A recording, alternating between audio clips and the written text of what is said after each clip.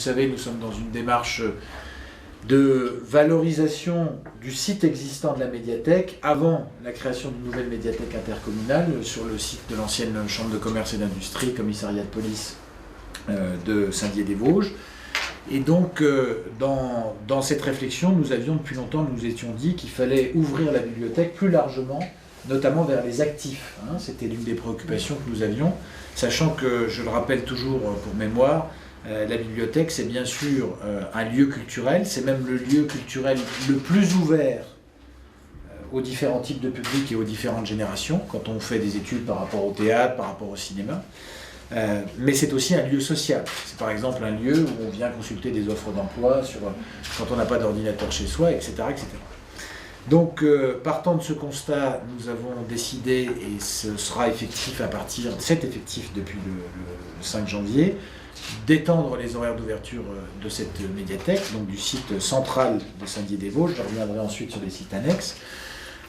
Donc, concrètement, ça va se traduire par quoi? Par 3 ouvertures méridiennes en plus.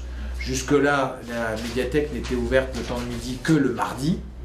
Elle le sera désormais les mercredis, vendredis et samedis, le temps de midi. Donc ça fait déjà de 12 à 14, 6 heures de plus si vous comptez avec moi.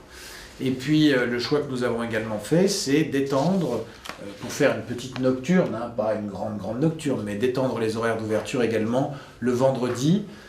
Ce jour-là, traditionnellement, la médiathèque fermait à 18h30, de même que le mardi, le mercredi, le jeudi et le samedi. Eh bien, nous avons fait le choix, ce jour-là, d'étendre jusqu'à 20h l'ouverture de la médiathèque. Donc, si je résume bien, ça fait 7h30 d'ouverture en plus pour ce site de la médiathèque Victor Hugo. Donc, l'extension des horaires d'ouverture, surtout vis-à-vis des actifs. Alors, bien sûr, ça ne suffira pas. Il ne suffit pas de proposer 7h30, c'est quand même beaucoup, 7h30. C'est une journée, quasiment une journée entière d'ouverture en plus. Il ne suffit pas de proposer 7h30 d'ouverture en plus sur le site central et 5h30 sur le site de Saint-Roch pour avoir tout à coup des nouveaux publics, des jeunes ou des personnes en situation de handicap, par exemple, qui viennent dans cette médiathèque.